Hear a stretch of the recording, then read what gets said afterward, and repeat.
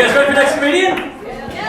Alright, he's a good friend of mine. He is one of the funniest people I've met doing comedy, all the way from Syracuse. Put your hands together for James Fecue.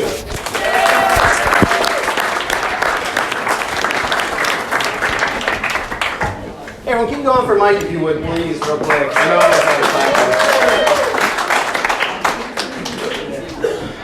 I didn't really know what to expect when they said that we were doing this in a tap and tasting room. So I started getting dressed. I put a button up on. I'm like, it's a fancy place. But I'm like, it's in Cortland. So I put a flannel shirt on to kill two birds with one shirt. It's good. Also, I'm glad I'm here tonight. I'm glad I made it. Earlier today, I was driving down the thruway in Syracuse, and a piece of rock fell from a bridge. Like, this is no joke. And I saw it coming, oh my God, in slow motion. And then it smashed and bounced down the roof of my car. It's all messed up. But that was still not as bad as trying to find parking out in front of this place. I know that's kind of a cheesy joke, but I circled the block 4 times. Seth was like, oh, there's a parking lot. That parking lot has 6 spots in it. Rachel and I got out. It says no parking in yellow. We were on the ground, is this a yellow line? I can't tell. I love Rachel. She's like, dude, I'm going to the show. Fine. She's like, you should only move your car though, but peace. No, I'm just kidding. It's October 4th today? October's here already. So you know what that means. Snow's coming. I know summer is over. I like how we're all yeah, snow sucks, but no, we've all lived here forever. We're just gonna deal with it, you know? Because that's what we do. We're upstate New York. Not everybody can. I had to go to Dallas for work not that long ago. While I was there, they're like, how do you deal with all this snow? I'm like, that's a good question. I brush it off my car, and then I go to work.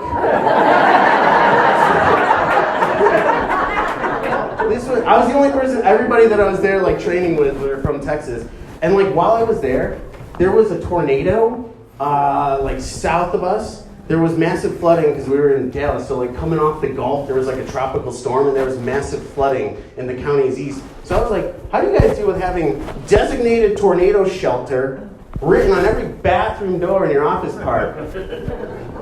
One guy looked at me like I was an idiot. He's like, doesn't get below 75, bro. I was like, oh, all right. So I'm an idiot because I never had to go to Oklahoma to pick my house up.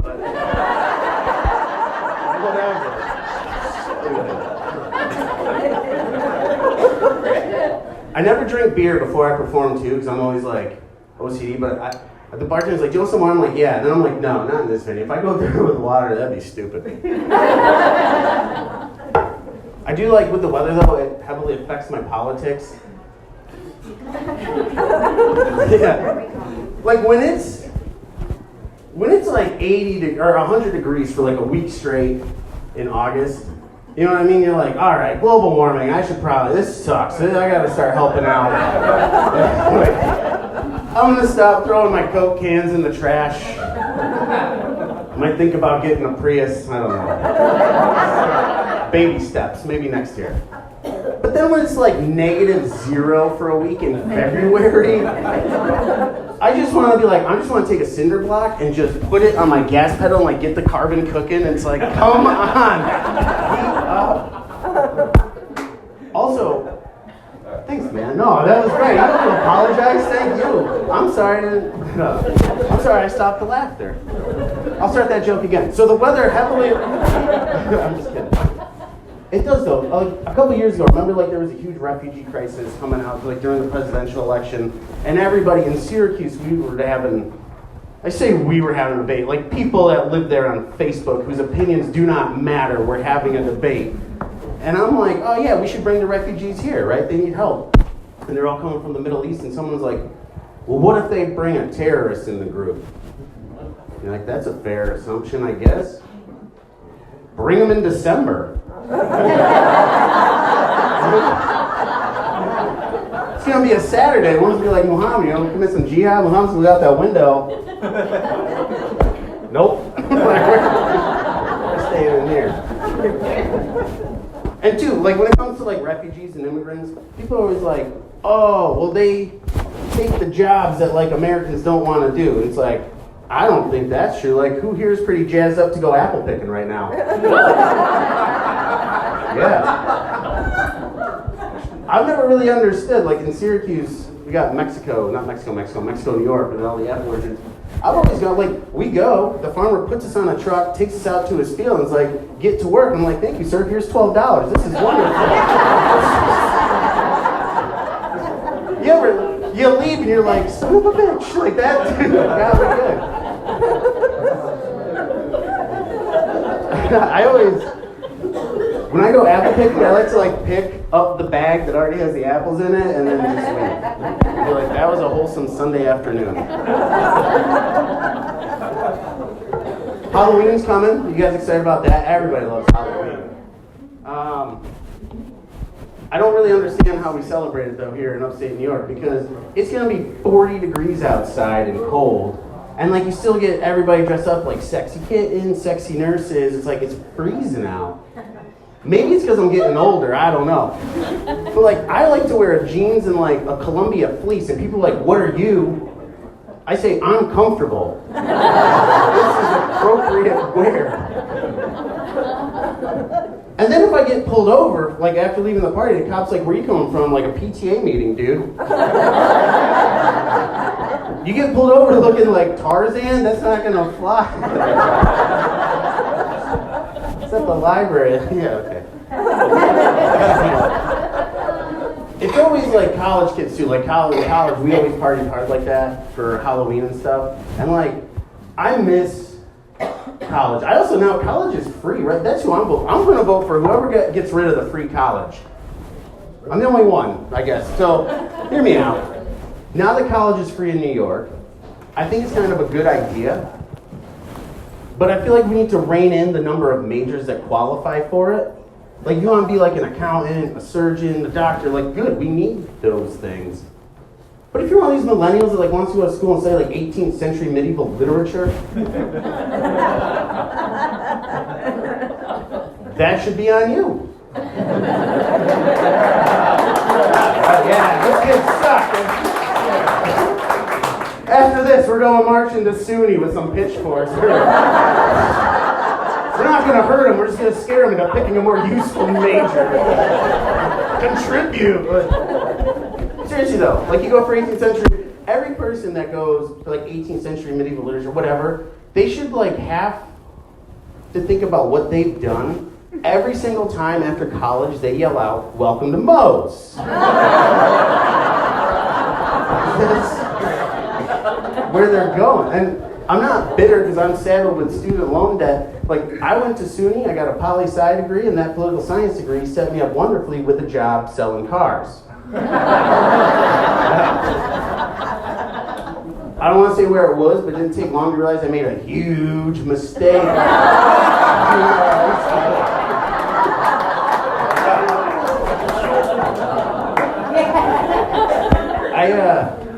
I do miss college though. I just had my 10-year high school reunion like 3 years ago, maybe longer. I'm not sure. When I was there, a lot of people were like, oh, everyone's getting married and having kids, and I wasn't. And they're like, you ever feel like you're behind because you're not married, you don't have kids? And I said, no. I was like, if I ever get sad about not having kids, I just go do whatever I want.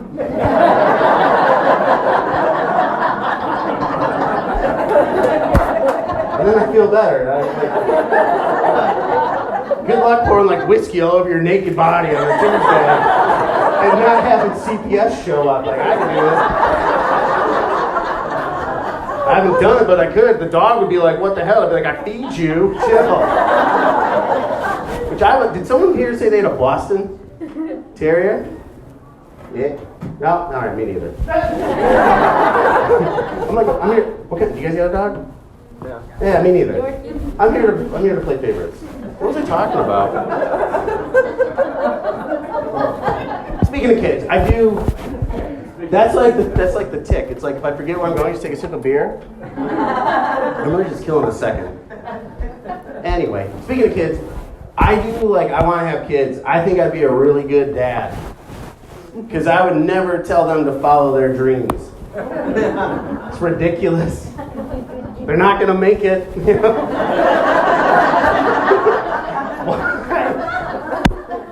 I have a 16-year-old nephew who came up to me and was like, Uncle James, I want to play shortstop for the Yankees. And I'm like, that's great, buddy. And I hope you do. But maybe keep Verizon call center in the back of your mind.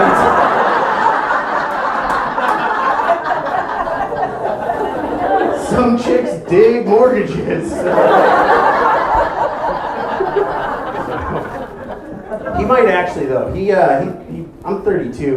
He's like 16. He's like this tall. He challenged me to a race. He was talking some smack. I was talking some smack. So Thanksgiving last year, he lives in Florida. He came up here, it was like 0 degrees, and I was like, dude, you're in my zone now, man. You think you can handle the cold? I was born in the cold. Let's race. He smoked me by like 3 minutes. So then I lost 40 pounds.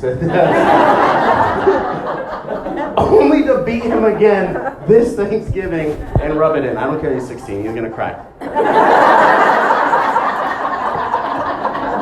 And then he's going to hurt. He's tall.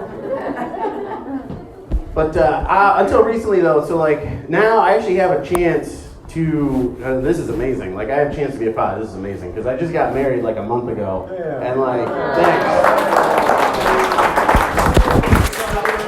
I'm recording this. I'm putting that applause in after every single joke when I edit this before I start sending it to clubs. I'm going to go back to the person at Funny Bone that won't book me and be like, see? No, she's not. But it's amazing that I got married, though, because, like, before I was real awkward talking to chicks. Like, I can't go... Like, I was way ahead of the Me Too movement. It's almost like Steve Carell in 40-Year-Old Virgin. Like, I respect you guys so much, I stay totally away from you. Because it freaked me out. And I'm not trying to steal that joke, but it's like I couldn't go up to a bar, see a female, and be like, hey, you know, can I buy you a drink? Because she's going to think, like, well, he's clearly attracted to me physically. That's weird. I'm like, I know. I'm just going to leave. But I can't go up. You can't go up to someone else and be like, hey, I noticed your intellect from across the room. You want to get a coffee sometime and talk about Medicare for all?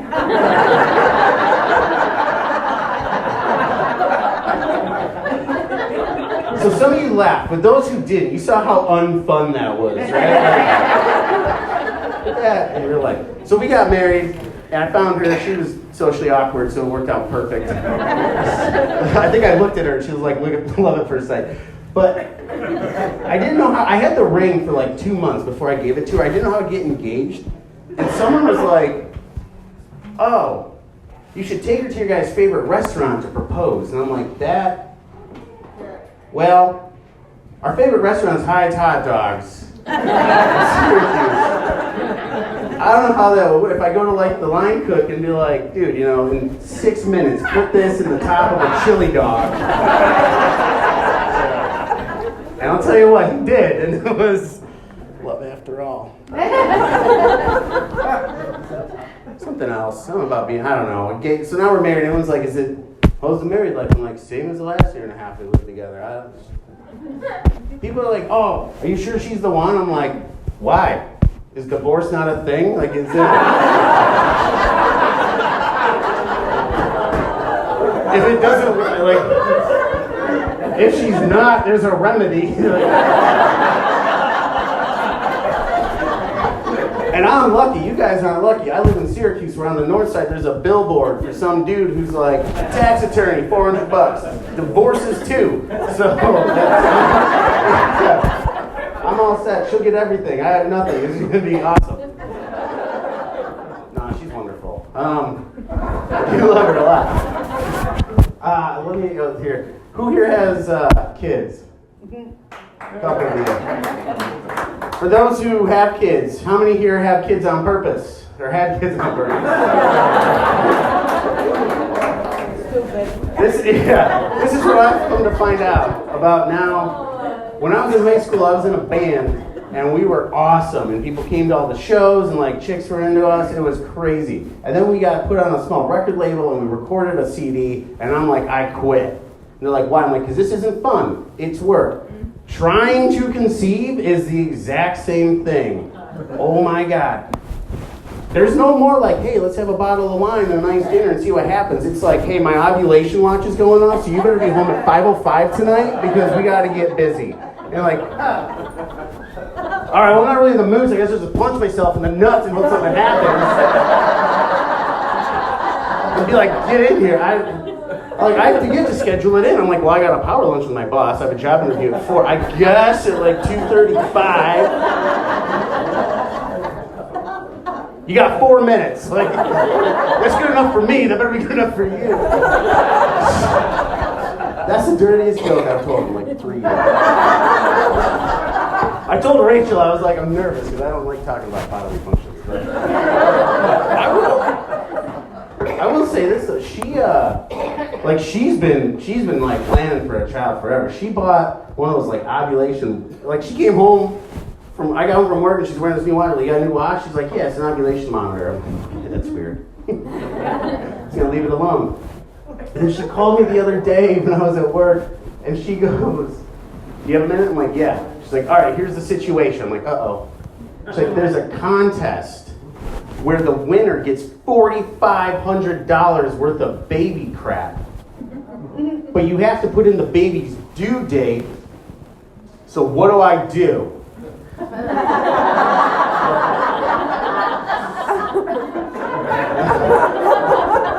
was like, you check yourself into an insane asylum, lady. There's no baby, unless I'm missing something, there's no baby on the way. She just stopped. I mean, I get it. We just got married, we have no money, so that would have been, it was kind of smart. But also, you ever go to Target and you're like, a crib costs what? Like, I will steal this later. I won't bail. I will steal this later, break it, and build a crib out of that. That'd be fine. It's a lot easier for people that don't want to get married and we're just going to keep moving, have kids and stuff. Like, for guys, you kind of have to, like, go through, for me, I had to go through all the rigmarole, the dates and everything. Ladies are kind of lucky, because sometimes, ladies, if you guys want to have kids, you don't always need a guy. This isn't going to be for everyone. I get it, but I saw this online, so you know it's true. This lady wanted to have a child without a man. So she went to a clinic and ordered a donor who was blonde-haired and blue-eyed. And when the baby was born, it was not that. She gave birth to a black baby. I like how a couple of you laugh. You're like, yeah, she sucks. Like, she totally deserved it. But she sued the clinic, and everybody crucified her online where they're like, that's your child, you need to love that child, yada, yada, yada. And I try to do with everybody, hang on. When you go to McDonald's, right,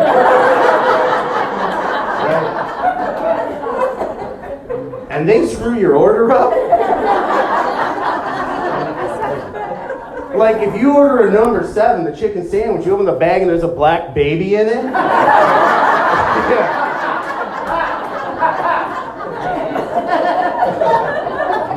You're at least going to want to talk to a manager. And can you imagine if that manager, like, looking down like, oh my God. I knew I should have gone to school for 18th century medieval literature.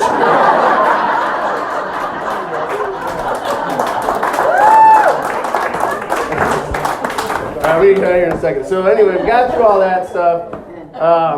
No, we didn't. Like, we're still trying. But we had a for our honeymoon, we went to St. Augustine, Florida, just south of Jacksonville, and we got down there on a Tuesday night, and by Wednesday morning, the Weather Channel was telling us that Hurricane Dorian was going to rip Jacksonville off the face of the earth, and we were like, what are the odds? Because we drove, so it wasn't like, oh, we flew down, we were like, shit.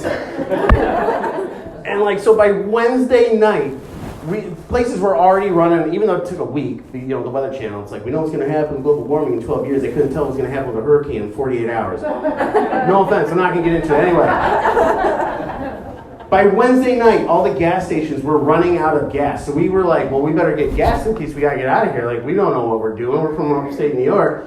We get in line at a gas station. There's some dude filling up like 14 gasoline, little red cans. And he's like down, like filling it up. He looks over, he's like, oh, New York, huh? I'm like, yeah, he's like, how do you guys do all the snow? You guys have been absolutely awesome. Thanks.